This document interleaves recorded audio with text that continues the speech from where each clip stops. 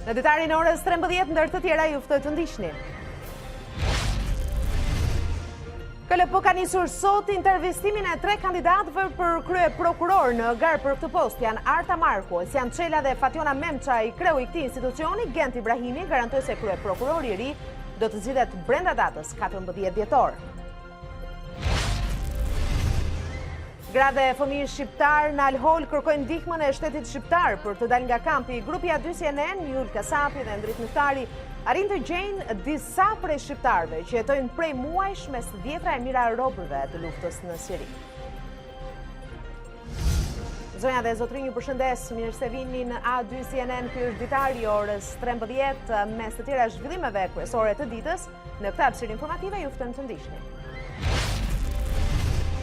Gjendje katastrofë në Venecia, ku niveli ujit arriti vlerën më të lartë në 50 vite. Australia nga ana tjetër lufton prej ditësh me zjarret masive, të cilat sipas ekspertëve janë efekti i ngrohtjes globale. Pak orë nga përballja me Andorrën, përfaqësuesen shqiptare ka pak kënaqësi. Mesfushori Taulan Xhaka njofton se nuk do të jetë i pranishëm në grumbullim.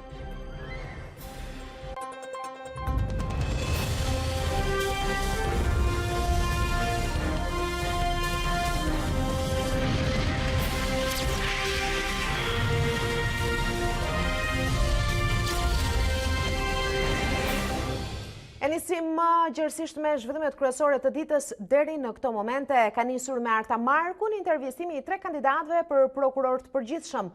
Më pas ishte radha e Fationa Memçajt, ndërsa në këto momente pritet të nisë dhe intervistimi i kandidatit të tretë, Sian Çela.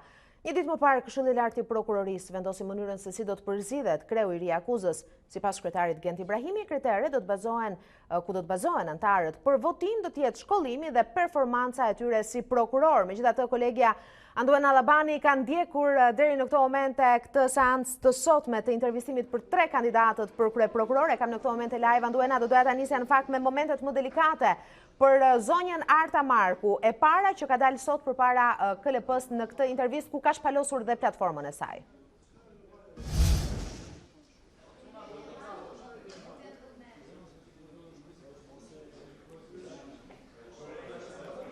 Mirë, Anduena Allabani ka ndjekur seancën e sotme në Këshillin e Lartë të Prokurorisë, ka qenë zonja Marku, e cila ka dalë përpara KLP-s, ka shpalosur platformën e saj, është shprehur përpara jo vetëm gazetarëve, por sigurisht edhe trupës së KLP se e ka treguar deri më sot, duke mbajtur postin e prokurores përkohshme të përgjithshme, se nuk është ndikuar nga politika, se nuk ka lidhje me politikën. Sigurisht e radhës në këtë garë mes 3 kandidatëve ka qenë edhe zonja Memçaj, Fationa Memçaj, dhe pritet nga momenti në moment nisë procesin e intervistimit dhe kandidati i tretë, zoti Çela. E kam në këtë moment Anduena, të pyet edhe pak më herët për momentet më delikate gjatë fjalës së zonjës Marku dhe më pas pjesës së pyetjeve dhe përgjigjeve. Në fakt, intervistimi përpara Këshillit Lartë Prokurorëve të zonjës Arta Marku, prokurores përkohshme të përgjithshme, ka zgjatur rreth 1 orë, Denisa, dhe në këtë 1 orë Arta Marku ka patur mundësinë të tregojë nisjen e karrierës së saj, anën profesionale, mënyrën se si ka operuar gjatë 2 viteve në drejtimin e prokurorisë së përgjithshme, por sigurisht që është përballur dhe me një sër pyetje shumë konkrete nga ana e anëtarëve të Këshillit, por jo vetëm edhe nga faktori ndërkombëtar, të cilët monitorojnë këtë procesi. Ajo që ka rënë në sy kanë qenë pikërisht kërkesa e përgjegjësisë së Arta Markus nëse ajo do të zgjidhet sërish në krye të organit të akuzës dhe cila do të ishte qëndresa përballë të gjithë presionit të politikës, por dhe jo vetëm, pasi Arta Marku ka deklaruar që gjatë 2 viteve ka qenë një presion të jashtëzakonshëm, qoftë politikës, qoftë mediatik. Për çështje konkrete ajo ka deleguar përgjegjësinë duke thënë që vetë statusi i prokurorit përgjithshëm nuk ja lejon atë të ndërhyjë në shumë vendimarrje për sa i përket dosjeve që kanë sensibilitet në opinionin publik. Arta Marku është pyetur nëse ajo do t'i bëjë ballë presionit politikës në vitet nëse ajo do të marrë sërish postin e prokurores përgjithshme. Por kësaj pyetje ajo është përgjigjur sërish me një përgjigje deri diku të lehtë, duke thënë që ne si organi akuzës nuk e kemi staturën për të bërë ballë çdo lloj presioni, ndaj duhet që institucioni i prokurorit përgjithshëm të jetë jo vetëm i pavarur, por duhet të jetë edhe i përgjegjshëm. Sa i takon kandidatës dytë pas zonjës Marku, ka qenë radha e Fatjona Memçajt për të përballur me pyetjet dhe interesin e KLP-s në këtë seancë të sotme. Disa nga çështjet më të rëndësishme gjatë intervistimit të zonjës Memçaj?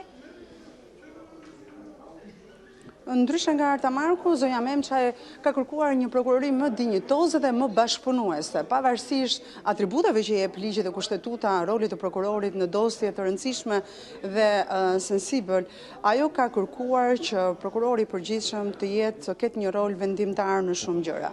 Por për sa i përket pyetjeve që janë drejtuar zonjës Memçaj, një prej tyre dhe delikate ka qenë për emërimin e saj në postin e prokurores, pasi është zgjedhur nga presidenti me një mandat prej prokurore duke mos i plotësuar 7 vite të karrierës. Por këtë zonja Memçaj e ka argumentuar me faktin se si është interpretuar nga ligjvënësit ligji në rastin konkret. Kështu që nuk ka pranuar në asnjë çast që ajo ka pranuar të shkel ligjin duke u vënë dhe duke marrë detyrën e prokuroris përgjithshme. Presioneve të politikës, pyetjes për presionet e politikës në postin dhe në kreun e akuzës, Memçaj është përgjigjur vetëm me një fjalë, duke thënë që një prokuror i pavarur dhe me dinjitet duhet të zbatoj ligjet në fuqi dhe mos shkel ligjet, duke anetemuar kështu edhe veten, pasi shpesh është përfolur që zonja Memçaj mbron interesat caktuar të grupeve dhe klaneve deri diku të emetuara si kriminale në vend. Këtë ajo i ka hedhur poshtë duke deklaruar që nëse do të ishin të vërteta këto akuzat e hedhura ndaj saj, mediatike deri diku, atëherë ajo nuk do të kishte kaluar vettingun, procesin e vettingut. Zonja Memçaj ka deklaruar që një sfidë e madhe për të do të ishte edhe fakti që sot drejtësia shqiptare po kalon një kolaps. Shkarkimet e prokurorëve që vinë nga vettingu e kanë lënë institucionin bosh deri diku dhe kjo do të shikojë nevojën për të pajisur me më shumë prokuror dhe magjistrat të rinj.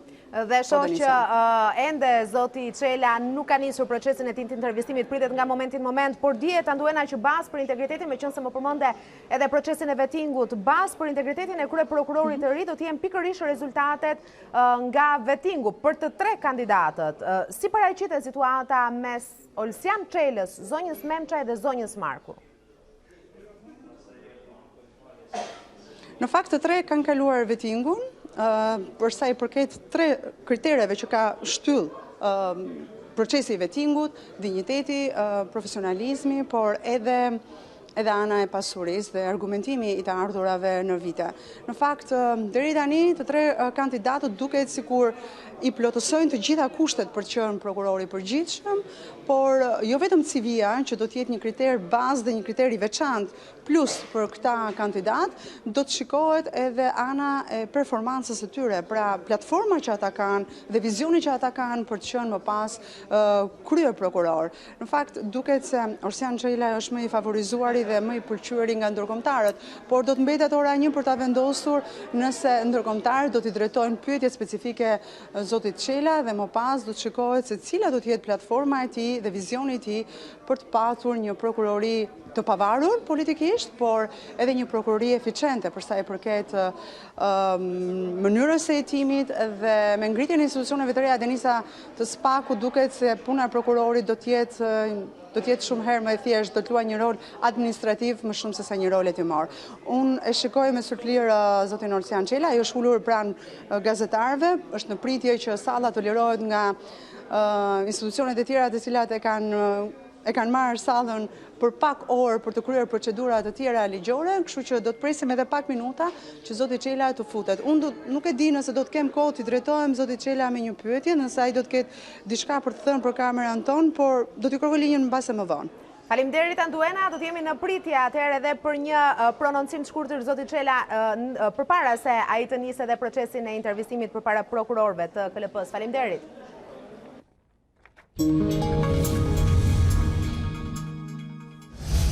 Vendimet e emërimit të Fiona Papajorgjit dhe Elsa Toskës të hënë në kuvent pritet të zbardhen në fletoren zyrtare dhe më pas t'i kalojnë edhe presidentit. Ky fundit nuk pritet të nxjerrë pengesa në lejimin e tyre në marrjen e detyrës, por ndryshe ndodh me Arta Vorpsin. Presidenti Meta nuk do të bllokojë betimin dhe marrjen e detyrës së dy anëtarëve të reja të gjykatës kushtetuese të zgjedhura nga kuvendi. Fiona Papajogji dhe Elsa Toska do të mund të thirren nga kreu i shtetit sapo kuvendi i përcjell vendimet e zbardhura të votimit në seancë plenare. 105 vota pro, 3 kundër. Këtë gjë e konfirmojnë për dy CNN burime zyrtare nga presidenca, por nuk do të ketë të njëjtin fat Arta Vorpsi. Pas pezullimit të procesit nga Meta, ajo u shpall fituese nga Këshilli i Emrimeve në drejtësi në bazë të pikëzimit më të lartë që e rënditën të parën mes kandidatëve. Kreu i shtetit nuk ka njeh këtë procedurë të KED-s, duke cilësuar ende vakant pozicionin e zënë nga Vorpsi. Ilir Meta ka njoftuar se do të shprehet për antarin që duhet përzgjedh pas kthimit nga Parisi. A dy CNN kontaktoi kryetarin e KED-s Ardian Vorani për të sqaruar kur dhe ku duhet betohet zonja Vorpsi për të marrë detyrën si antare kushtetuese, por ai preferoi të mos komentonte. Në vështirësi për ta interpretuar juridikisht janë dhe deputetët. Çfarë ndodh me marrjen e detyrës nga këta individ që u përcjellën? Unë besoj që kushtetuta nuk është ndërtuar me nëse dhe drejtoja një pyetje presidentit, po besoj që presidenti i njeh detyrimet e tij përballë kushtetutës dhe jam i bindur që do t'i zbatojë një për një. Nëse presidenti refuzon ta bëjë betimin, atëherë gjykata mbetet pezull? Teknikisht po, sepse betimi duhet bërë. Por nuk besoj se presidenti i Republikës së Shqipërisë do marrë mbi vete koston dhe të dalë kundra ndërkombëtare. Për juristin Jordan Daci, presidenti nuk mund të anashkalohet, por debati sipas tij për zonjën Vorpsi është më i thellë se kaq. Zonja Arta Vorpsi në kundërshtrimin tuaj e emëruar si antare e gjykatës kushtetuese. Është ndër të vetmet që për mendimin tim e meriton a priori të jetë. Dhe më vjen shumë keq që emërimi apo kandidimi i saj më sakt ka vajtur kështu siç ka vajtur. Në gjykimin tim, nga pikpamja procedurale, nuk mund të jetë.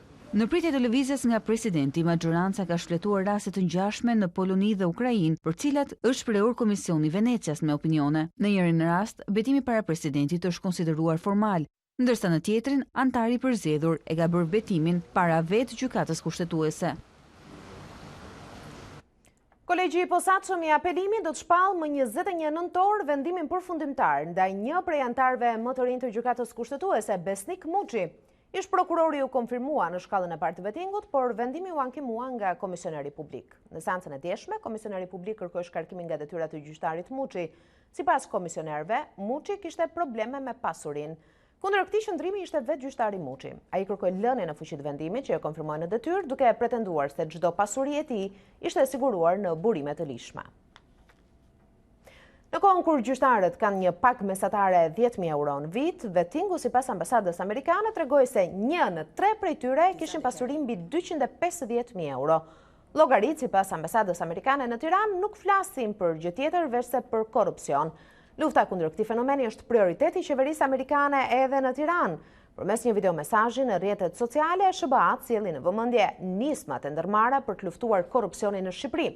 Këtë javë mësoni se si USAID ka punuar me partner për të përmirësuar sistemin gjyqësor që prej vitit 2003.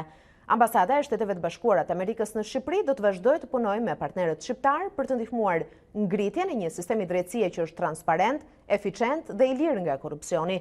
Ky është sistemi i drejtësisë që ju, populli shqiptar, meritoni, mbyllet videomesazhi i ambasadës amerikane. E ngarkuara me punë e SBA-s në vendin tonë, Leila Mosesonesh, ambasadori i BE-s Luigi Soreka, ai britanis Duncan Norman dhe i gjermanis Peter Zingraf, ishin në zyrën e kryedemokratit Lulzim Basha në Selim Blu. Takimi zgjati rreth 90 minuta dhe në përfundim nuk pati deklarata. E ngarkuara me punë e SBA-s i tha A2 CNN se ky ishte një takim privat dhe nuk ishte asnjë mesazh për mediat. Takimi erdhi një ditë pasi kuvendi miratoi dy antarë të gjykatës kushtetuese, ndërkohë që Partia Demokratike akuzoi procedurën edhe pse deklaroi se nuk ka asgjë me emrat e përzgjedhur. Po ashtu takimi vjen në kontekstin e një pune të të gjithë palëve për reformën zgjedhore, por një punë që gjithsesi mbetet e ndarë edhe me replika të ndërsjellta nga kampet kundërshtare në politikë. Funksionimi i gjykatave dhe miratimi reformës zgjedhore janë kushtet e para të Bundestagut gjerman për tryezën e parë të negociatave të antarësimit në Bashkimin Evropian.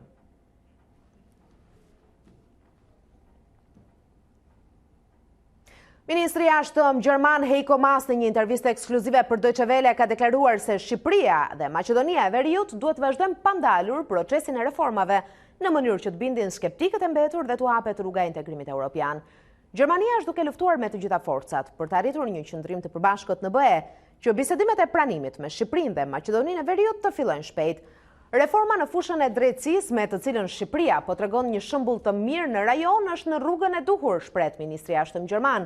Ai thotë se është e rëndësishme që tani të gjithë të kontribuojnë që gjykata kushtetuese të fillojë pa e vonuar punën.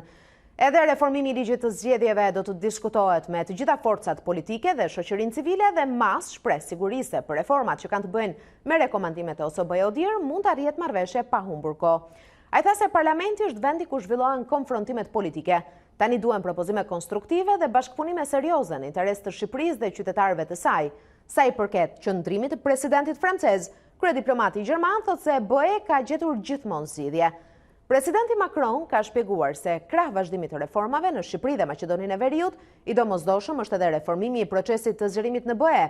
Për këtë, ne do të zhvillojmë javën e ardhshme bisedime intensive në Bashkimin Evropian, tha mas për Deutsche Welle. Gjithashtu ai nënvizoi se konceptet e reja të prezantuara së fundmi si mini Schengeni ballkanik apo modeli norvegjez i bashkëpunimit me BE-n nuk e zëvendësojnë procesin e integrimit.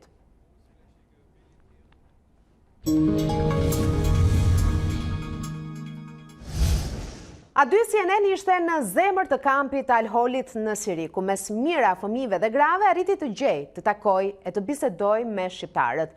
Të keqëshyer, të paveshur, të palar, me një memorje pothuaj të fshirë, por me buzëqeshje shprese. Ata treguan se si mbjetojnë atë vend dhe kërkojnë që e ardhmja e tyre të mos mbesë e burgosur brenda rrethimit të atij kampi. Le të ndjekim dëshmitë e marra nga gazetari Ul Kasapi dhe operatori Endrit Myftari brenda kampit.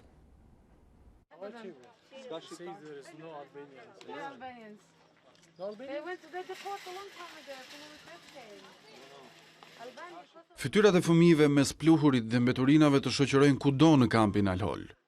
Përreth tyre gra dhe vajza që bartin ushqimet e paketuara dhe tentojnë të pastrojnë mes çadrave.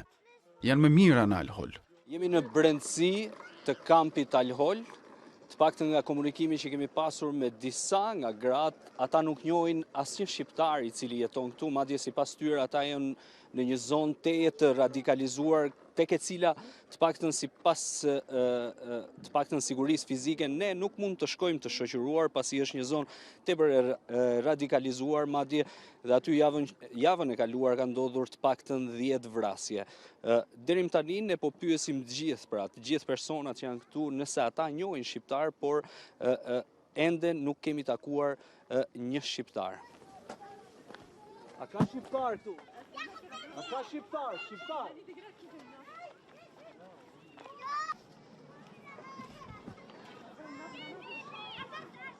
Për të gjetur gratë dhe fëmijët shqiptar, grupi të xhirimit të A2 CNN ju deshte ende për disa orë.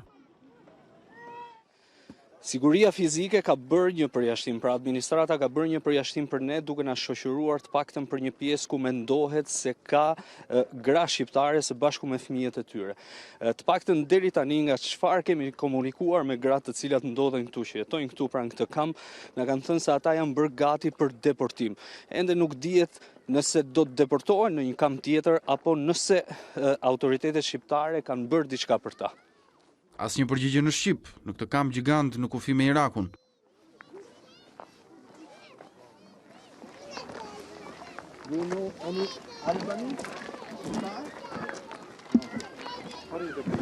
Ka shqiptar? Mund të shkojmë atje? Thuaj motrave dhe vim ne, po ju presim tu. Pyeti motrat. Ka marrë nga Shqipëria për ty, se si t'ju ndihmojmë ju. Mund të viun? Mund të vi me kamerën? Janë gratë dhe vajzat shqiptare që kanë mbetur të izoluara në kamp. Përgjigjet janë të shkurtra. Jetojnë në mjerim prej muajsh me shpresën se dikush do të viti nxjerrë jashtë. Gra dhe fëmijë të mbetur në mëshirë të fatit që kanë parë tmerret e luftës në pritje që dikush t'i tërheq nga rruga që vite më parë morën drejt Sirisë, të gënjur nga propaganda ekstremiste për krijimin e kalifatit. Jam shqiptar. Jam shqiptar. Kam ardhur nga Shqipëria. Oh, ju kam gjatë. Albania? Jo. Shqiptar të ky. Kol Albania. Ti të na mbet merak. Mentije Dumani. Mentije. Fshati Bellav, rrin Tiranë. Ne tani kërkojmë ka shteti, se shteti që një vit që vim këtu, e ne i bëjmë lutje shtetit, e imi të nevriskosme, e imi të mërzitme, nuk na ka vo vesh shteti. Nuk ka ardhë më interesu. Asfare. Na kanë bajt me rejna, na kanë bajt me gënjeshtra, së do marim ne, së do marim ne, ranga dishmëri me thmije gjithë gratë, ose dhe na marin, e mërzitit madhe kemi pas, se du në kthehemi në vendin tonë. Cili është apeli juaj për shtetin shqiptar? Këtu kam rreth 6 vite që kam ardhur, bashkë me fëmijët e mi, edhe shkollimi këtu mungon. Imagjinoni tani po vjen darka, është shumë ftohtë në për çadra. Cili është apeli që i bëni shtetit? Ne tani po duam të kthehemi. Nëse ato duan të na kthejnë, le të na kthejnë, nëse jo. Revajet. Si e keni emrin? Revajet, Shaini. Nga jeni? Nga Maqedonia. Ju jeni nga Maqedonia. Sa vite keni që keni mbritur? Afër 6 vite. 6 vite? Po. Sa fëmijë keni?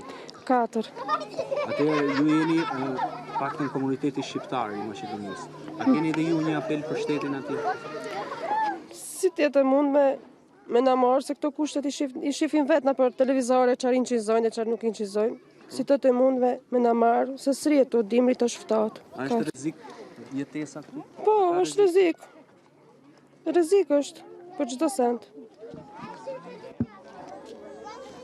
A më thonë të pa ici.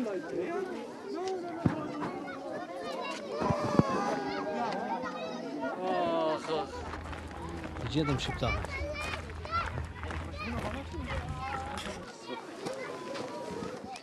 Për adysje CNN vion sonte transmetimi në ditën e tij të tretë me dëshmi dhe thirrje të familjarëve të atyre fëmijëve dhe grave që aty CNN gjeti në kampin Al-Hol. Janë familjarë që kanë kontaktuar me televizionin tonë me njerëz apo kanë parë të afërmit e tyre pranë grupit të xhirimit brenda në kamp. Ndërkohë që mesazhet nga gratë dhe fëmijët në Siri dhe familjarët e tyre janë të qartë, kërkohet kthimi i tyre në Shqipëri. Në 2 net transmetimi për shqiptarët në Siri kemi kërkuar praninë në studio të zyrtarëve të Ministrisë së Brendshme apo asaj të jashtme, por ata kanë refuzuar të shprehen. Mbrëm pak para transmetimit, Ministria e Jashtme dërgoi një deklaratë për aty CNN mbi atë që quan roli i diplomacisë në lidhje me riatësimin e shqiptarëve në kampet e Sirisë. Nuk ka informacion mbi veprimtari konkrete, por Ministria flet për një angazhim me partnerët që nga pranvera e këtij viti për të bërë të mundur procesin e riatësimit të shqiptarëve. Bëhet fjalë kryesisht për gra dhe fëmijë që pas mposhtjes ushtarakisht të Shtetit Islamik u gjetën të strehuar në Al-Hol. Në njoftim thuhet se strukturat e shërbimit të jashtëm janë angazhuar në këtë proces nëpërmjet mbledhjes informacioneve për praninë dhe identifikimin e tyre nga vende partnere dhe organizma që operojnë në terren.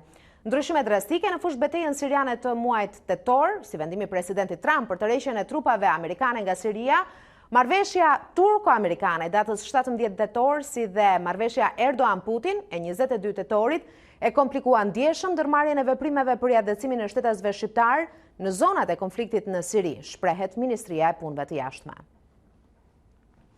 Por si mund të lirohet një person nga kampi Al-Hol? Jul Kasapi, ndër të tjera, gjatë qëndrimit të tij atje, pyeti edhe administruesit e kampit, që thonë se Ministritë e Punëve të Jashtme nuk e kanë të vështirë të riatësojnë shtetasit e tyre nga ky kamp. Në kamp bëhet një punë e madhe për të menaxhuar të gjithë pjesët e tij në bashkëpunim me organizatat ndërkombëtare dhe ato jo qeveritare. Në pjesën e ish luftëtarëve të huaj ndodhen 10.000 persona aktualisht. Do të ishte shumë mirë nëse shtetet nga të cilat ata kanë prejardhjen të bënin riatësimin e tyre, pasi mund të themi që kjo pjesë e kampit Al-Hol është tejmase radikalizuar dhe ne kemi shumë të vështirë rehabilitimin total të tyre, pasi kemi bërë çdo gjë deri më tani. Në pjesën e ndërkombëtarëve ndodhen njerëz nga 48 shtete të ndryshme. Çdo shtet është i mirëpritur që të marrë dhe të riatësojë shtetasit e vet. Për ne do të lehtësojë shumë puna këtu nëse çdo vend do të tërhiqte të paktën nga 100 shtetas secili. Nëse kjo do të ndodhte, do të lehtësonte shumë punën tonë dhe mbi të gjitha do të kryente rehabilitimin e këtyre individëve. Në pjesën që ne i quajmë ndërkombëtare, janë vendosur individ nga këto 48 shtete që përmendëm. Nëse ndonjë nga këto shtete do të kërkonte të tërhiqte shtetasit e tyre, do të duhej që Ministria e Punëve të Jashtme të një vendi të kontaktojë me administruesit e kampit dhe të koordinoheshin me ta për të riadresuar këdo.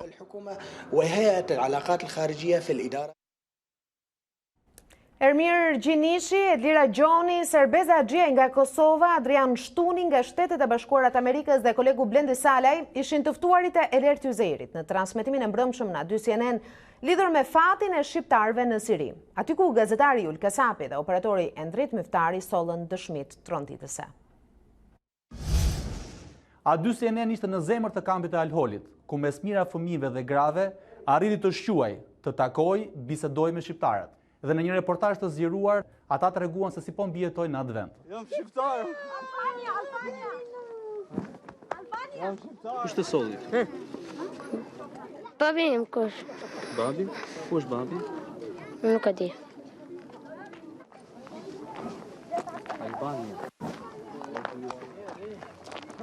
Problem s'ka. Inshallah na merë se një, ti shef kur të vetë një. A në zonë të pa ishtë.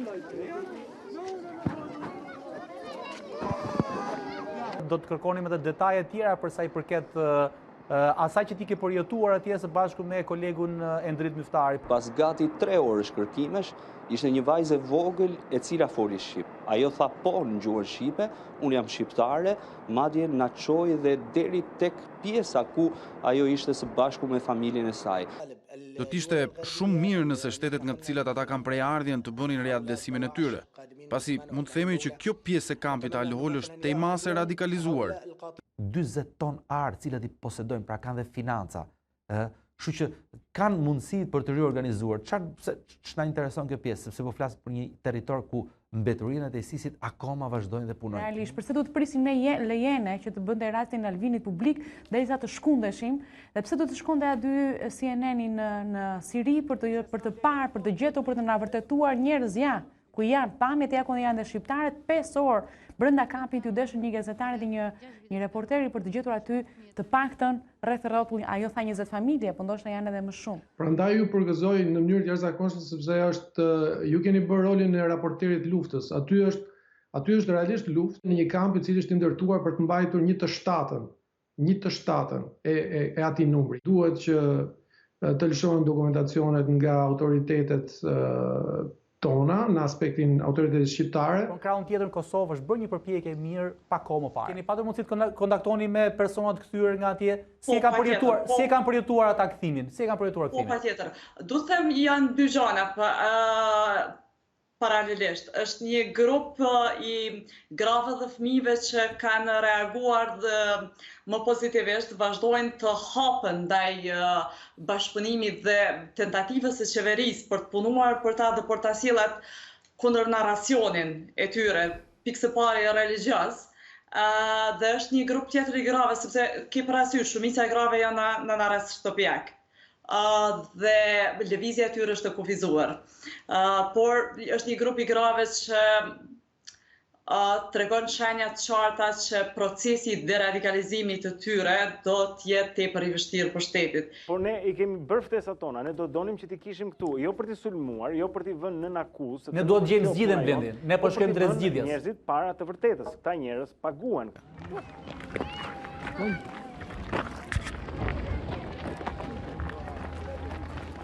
Gjetëm shqiptarët.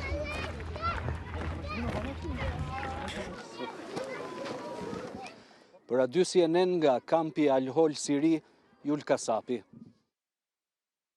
Do doja që të bëj Si që a bëm me dije edhe pak më parë, A2 CNN vion sonte transmetimin në ditën e tij të tretë me dëshmi dhe thirrje të familjarëve të atyre fëmijëve dhe grave që A2 CNN gjeti në kampin Al-Hol. Janë familjarë që kanë kontaktuar me A2 CNN, me televizionin tonë, me njerëz apo kanë parë të afërmit e tyre pranë grupit tonë të xhirimit brenda në kamp. Në fakt do të jenë dëshmi lidhje direkte dhe nga gazetarët tanë si dhe të ftuar në studio, si gjithnjë, si çdo mbrëmje përgjatë këtyre netëve në A2 CNN në orën 21.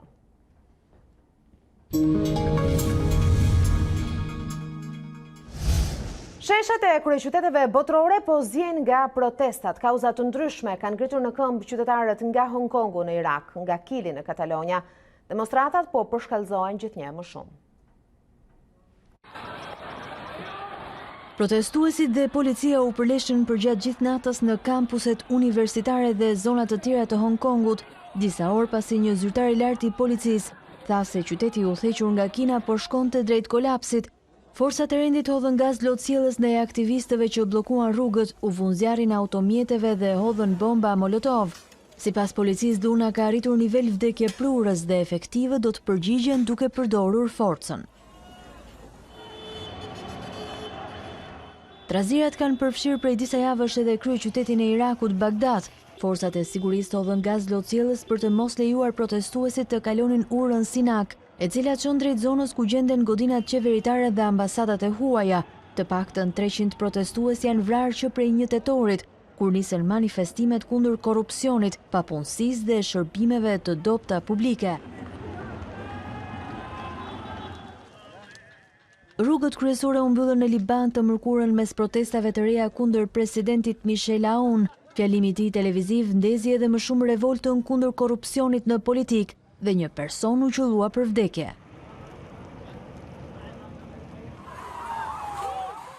Vazhdon të jetë kaotike situata edhe në Kili, ku protestat nisën një muaj më parë kundër rritjes së çmimit të biletave të metrove. Trazirat po reflektohen edhe në monedhën kombëtare, e cila pësoi një rënje rekord të martën, ndërsa protestuesit nuk shfaqin shenja për tërheqje. Pamje të ngjashme vijnë edhe nga Katalonja, ku manifestuesit bllokuan për të disatën ditë radhazi autostradën që lidh Spanjën me Francën. Policia përdori gaz lotësjellës për pastrimin e kampeve të protestuesve. Një grup i fshehtë i quajtur Tsunami Demokratik ka marrë përgjegjësinë për trazirat që synojnë të kthejnë vëmendjen kombëtare tek lëvizja katalanase për pavarësi.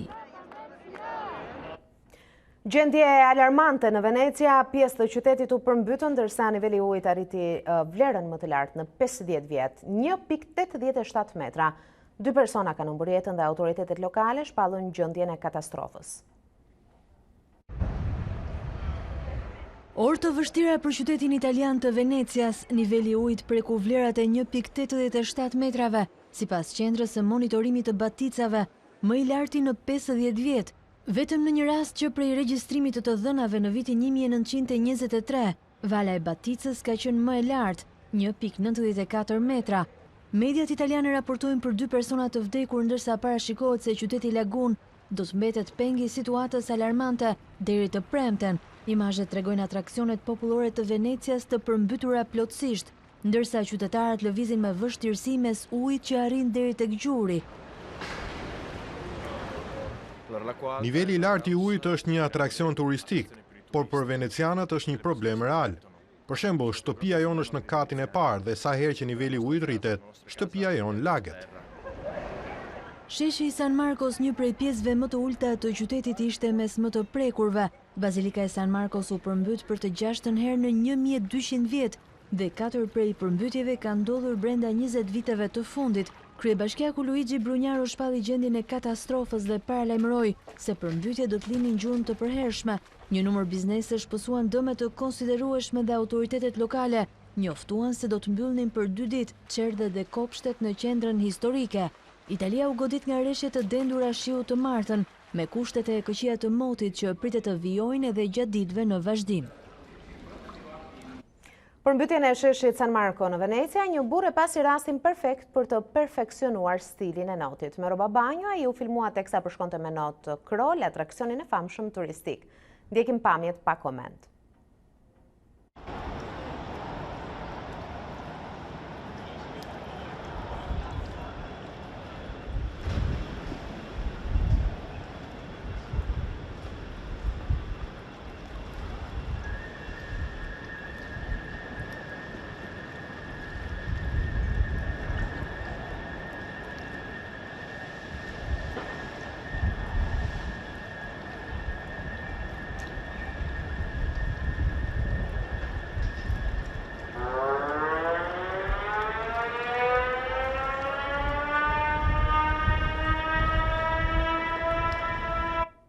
Ndërsa Venecia lufton me ujin, betejë e Australisë është me flakët. Mbi 150 vatra zjarri vazhdojnë të shkrumbojnë pyje e banesa në Walesin e Ri Jugor dhe Queensland. Për situatën katastrofike, ekspertët e drejtojnë gishtin nga ngrohja globale. Flakët e ferit vazhdojnë të mbajnë të mbërthyer Australinë, ndërsa pyet po digjen prej ditësh. Autoritetet paralajmërojnë se zjarret masive në Walesin e Ri Jugor dhe Queensland, rreth 150 të tilla, do të vazhdojnë të jenë një kërcënim edhe pse kushtet katastrofike po lehtësohen disi. Ne mund të presim rritje të rreziqeve nga zjarret nga mesi i javës që vjen. Nuk do të mund t'i vëmë nën kontroll të gjithë zjarret deri atëherë. Fatkeqësisht ajo që na duhet është shiu. 50 banesa u shkatëruan ose u dëmtuan në Walesin e Ri Jugor të martën, por nuk pati humbje të jetëve njerëzore. Flakët u përhapën edhe në periferitë e Sydneyt. Organizata meteorologjike botërore tha se ndryshimet klimatike kanë kontribuar në situatën e zjarreve, por qeveria shmangu pyetjet lidhur me çështjen. Klima e Australisë është ngrohur me mbi 1 gradë Celsius që prej 1910-s, duke çuar në rritje të frekuencës së të nxehtit ekstrem. Natyrisht i nxehti luan një rol të rëndësishëm tek zjarret. Mes qindra zjarfikësve që po luftojnë prej ditësh me flakët është edhe një grua shtatzën, e cila thotë se nuk ka në plan të tërhiqet deri në shuarjen e plotë të zjarreve. Është një nga ato gjëra që ti e di se çfarë duhet të bësh. Nuk ka të bëjë me mua, por me komunitetin, me ekipet në terren. Nëse jam në gjendje ta bëj punën, do ta bëj. Që prej së premtes 3 persona kanë vdekur dhe rreth 200 banesa janë shkrumbuar. Është nëntor dhe ditët e panajirit të librit mbërritën, është koha që të merrni rrugën për në panajir për të mësuar se cilët janë tituj që kanë spikatur deri më tani, por edhe për risitë e panajirit të sapoçelur. Pas pak do të jemi me kolegen Luela Myftari nga panajiri 22 i librit, ka publicitet, rikthehemi më njëherë. Rikthehemi sërish të bashkë panajiri i librit që sot dyert në edicionin e tij të 22 në Pallatin e Kongreseve. Është një nga evenimentet kryesore në fakt të promovimit të leximit. Me 10 janë stendat që janë ngritur në Pallatin e Kongreseve, por gjitha detajet dhe çastet më pikante të paktën të këtyre orëve të para të panajirit na i përcjell në lidhje të drejtë për drejt kolegja Luela Myftari. Luela, panajiri do të zgjas 5 ditë, por si ka qenë interesi në këto orë të para? Në fakt ka vetëm 3 orë që është çelur panajiri i librit në Tiranë, edicioni i tij 22, dhe mund të themi që ka njerëz të cilat vinë dhe hedhin vështrimin në stenda. Nuk mund të themi që ka blerje, sepse ndoshta po bëhet një parakalim përgjatë 100 stendave të panajirit, më shumë se 100 stendave të panajirit, për të vendosur më pas se cilët tituj do të mund të blejnë. Besoj se situata është ende e vakët dhe besoj se si në të gjitha edicionet, ose së paku si në 10 edicionet e fundit që unë kam ndjekur profesionalisht, mendoj që e diela do të jetë dita e shtuna dhe e diela do të jenë 2 ditët me më shumë fluks të njerëzve.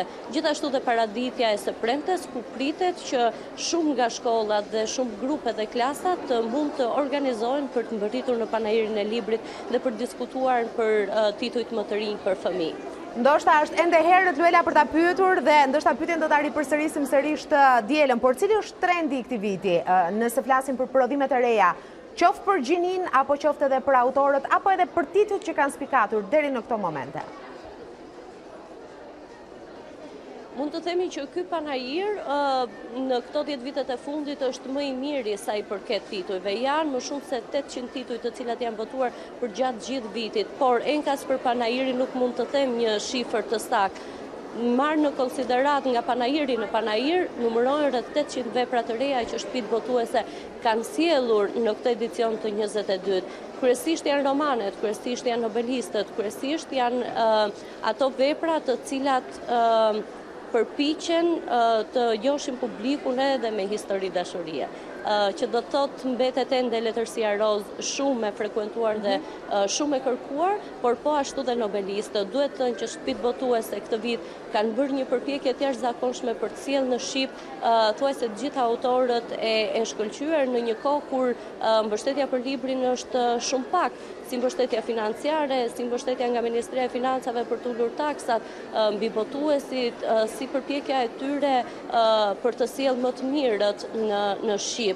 se si është niveli i përkthimit, kjo vlen të zbulohet pasi ne t'i lexojmë nobelistët apo të gjithë autorët e mëdhenj që sot kanë emër dhe janë të afirmuar në tregun ndërkombëtar. Por duhet thënë që ka tituj të rinj, ka shumë tituj të rinj, madje mendoj se këtë panajir pikërisht numri i lartë i titujve të rinj mund të krijojë kakofoni tek njerëzit dhe po themi shumë dilema se çfarë autor është blen, duke qenë se jemi ende një popull me një ekonomi të varfër ku ende libri konsiderohet luks. A ka patur Luela të paktën më sa ke mundur të shohësh prej mëngjesit të sotëm një politik të caktuar nga shtëpitë botuese sa i takon çmimit të librave, pra çmimit me cilin i ofrohet publikut?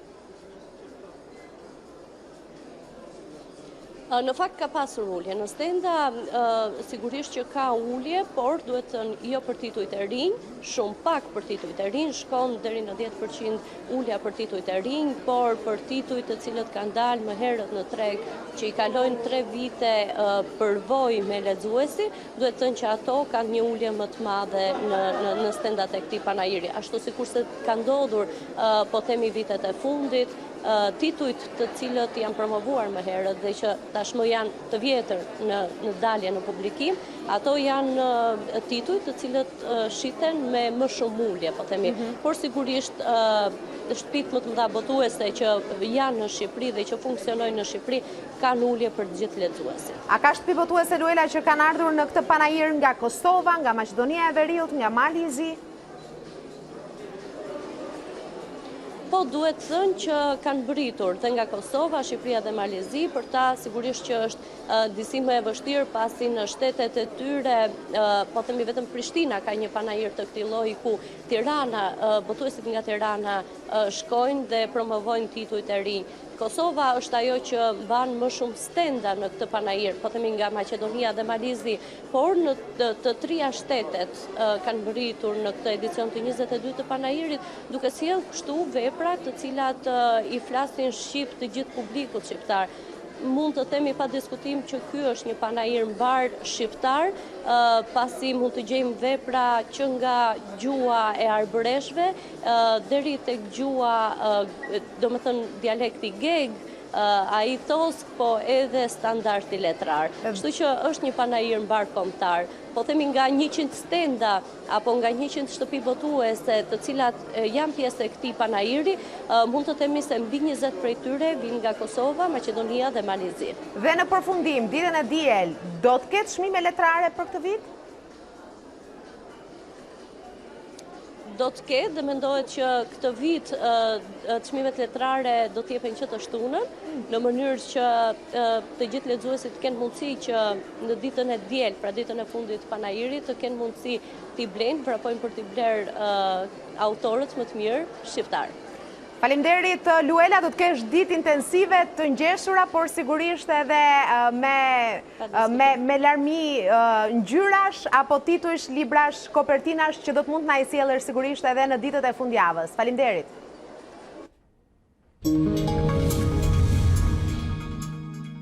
Ndeshja me Andorën është më e rëndësishmja për Shqipërinë. Ky është paralajmërimi i Edirejas dhe kapitenit Elseit Hysaj, ndërsa i gjithë opinioni është përqendruar tek dueli me Francën në stadiumin e ri. Trajneri foli edhe për çështjen e Taulan Xhakos, ku theksoi se duke mos pranuar zgjedhje teknike, disa lojtarë vetë përjashtohen nga kombëtarja. Hanno sicuramente le difficoltà. Kombëtarja e ka të qartë vështirësinë që mund të paraqesë ndeshja ndaj Andorrës. Nëse nuk fitojmë, gjithçka kemi bërë në këto kualifikuese venitet. Në bisedën me stafin tim, Taulan Xhaka i njoftoi se ka një dëmtim muskulor dhe preferoi të qëndronte në shtëpi për t'u rikuperuar. Zgjedhja ishte e tij, jo e imja. Nëse duam të krijojmë një grup solid, lojtarët që e duan këtë komb duhet të vinë dhe të mos mërziten edhe kur nuk luajnë. Askush nuk është Messi. Më vjen keq edhe për Grezdën, sepse nuk i pranoi disa situata dhe u largua. Ekipit i nevojitet qetësi dhe frym grupi. Ky qëndrim vlen edhe për lojtarë të rëndësishëm si Xhaka. Luajta tani në Itali në ndeshjen e fundit, jam mirë fizikisht. Tash po mendoj më shumë për Andorën sepse siç e di është sfidë besoj më e vështirë për ne kjo e para sepse gjithë po mendojmë për Francën. Po problemi është që duhet të kalojmë nga sfida e parë kundër Andorës, që të bëjmë sa më shumë pikë dhe të arrijmë rekordin e pikëve që ka bërë ndonjëherë. Kështu që pastaj për ndeshjen e dytë dëgjojmë gjithë që stadiumi do jetë shumë i bukur, njerëz do jetë plot besoj nga tifozërit. Kosova do të luajë 2 ndeshjet më të rëndësishme që prej pranimit të saj në UEFA, atë ndaj Çekisë në më 14 nëntor dhe vetëm 3 ditë më pas ndaj Anglisë në Prishtinë. Por në prag të këtyre ndeshjeve, trajneri Bernard Chandeles ka marrë një lajm as pak të mirë pasi do të duhet të ndërtojë një informacion pas rrëmuesin kryesor të skuadrës, Vedat Muriqin, i cili do të mungojë për arsye dëmtimi. Kosova lufton për kualifikimin e Euro 2020, ndërsa ndodhet në vendin e tretë me 11 pikë, një më pak se Çekia, në grupin që udhëhiqet nga Anglia me plot 15 pikë. Për Milot Rashicën dhe Fidan Alitin, ndeshja ndaj Republikës Çeke konsiderohet si finale. Është një ndeshje shumë e rëndësishme, ata e dimë edhe na. Na e këshilluar pak si finale, se në fundit ndeshja e radhës është gjithmonë si finale për neve, edhe unë besoj tek ekipi edhe nëse e luajmë atë futboll, siç e luajmë gjithmonë, mundojmë të fituesi. Kretë dina që deri tash është ndeshja më e rëndësishme, çdo ndeshje deri tash ka pasur rëndësinë e vet, po edhe kjo është si finale për neve, edhe ne rekomendojmë edhe për Çekin, me shku atje, më kthim me rezultat pozitiv, s'kena çka më humb, domethënë kena merr maksimumin dhe shpresojmë të fitojmë ndeshjen. Edhe ndeshjet tjera kanë mungu shumë lojtar, por prapë kena arritur me rezultat pozitiv, shpresojmë që edhe këtë ndeshje me fitu për shtetin tonë, për tifozët, për vedotin, ekranin, orbin, gjithë ata që janë ndu edhe kena merr maksimumin. Pas femrave do t'jetë radha e meshkujve të volejbollit për të debutuar në Kupat e Europës. Partizani dhe Erzeni përballen sot në turin e parë të Challenge Cup në një duel të pazakont në garat ndërkombëtare, ndërsa njëra nga skuadra do të ketë mundësinë për të shkruar historinë duke u kualifikuar. Ndeshje historike do t'jetë ajo e pasditës së sotme mes Partizanit dhe Erzenit të Shijakut në volejboll, me klubet shqiptare që ndeshen për herë të parë në një kompeticion ndërkombëtar. Kampionët e Shqipërisë dhe fituesit e Kupës së Republikës përballen në turin e parë të CEF Challenge Cup, atje ku si asnjëherë më parë njëra prej skuadrave do të ketë mundësinë të kalojë në turin tjetër. Një zëri të dy trajnerët Arben Sako dhe Ylli Tomori e kanë konsideruar fitore të volejbollit shqiptar shortin e pazakont të këtij edicioni, por për numrin 1 të Partizanit, shorti ndaj Erzenit ishte i favorshëm edhe për të minimizuar shpenzimet financiare që janë të cunguara për klubet shqiptare. Ne të drejtën e doja, sepse ne në Shqipëri e vojnë është një nuk është e si për ne shumë dhe për Shijakun, në duke në që shumë mirë të ndeshëm tjetër, dhe është shumë mirë të nga të një skuadrë të dalin prapë në një tjetër. Pra, në që se të dyja do ishim jashtë një kësaj ndeshje, do që të dyja do ishim nga në shumë të ishim tjetër të Shqipëri të ishte të ditë dhe është derë në volejbollin shqiptar të kalojë dhe në Në këtë rast, vënia në short për balë Partizanit na ka dhënë përpara një të tyre shumë të rëndësishme, sepse fundja fare ajo skuadrë që kualifikohet është skuadrë shqiptare dhe që ka një domethënie shumë madhe për volejbollin shqiptar. Unë them që ai që do të gabojë më pak, ai do të kualifikohet. Do të jetë një ndeshje shumë decisive dhe shumë dinjitoze për volejbollin. Dhe unë gjej rasti që dhe nga televizori juaj i nderuar t'i ftoj sportdashit, sidomos ata që e duan volejboll shqiptar, të vinë sepse Uli siguroj që nuk do të zhgënjen, por do të shikojnë një spektakël. Turi tjetër e vë skuadrën e kualifikuar përballë një superfuqie të volejbollit evropian, si italianët e Power Volley Milano. Partizani dhe Erzeni luajnë sot aktin e parë të kualifikimit në orën 18 në sallën Feti Borova të kryeqytetit, atje ku pritet një numër i madh tifozësh nga të dyja skuadrat.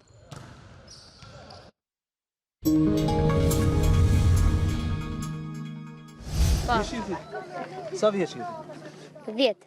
10 vjeç? Pa. Sa vite ke këtu?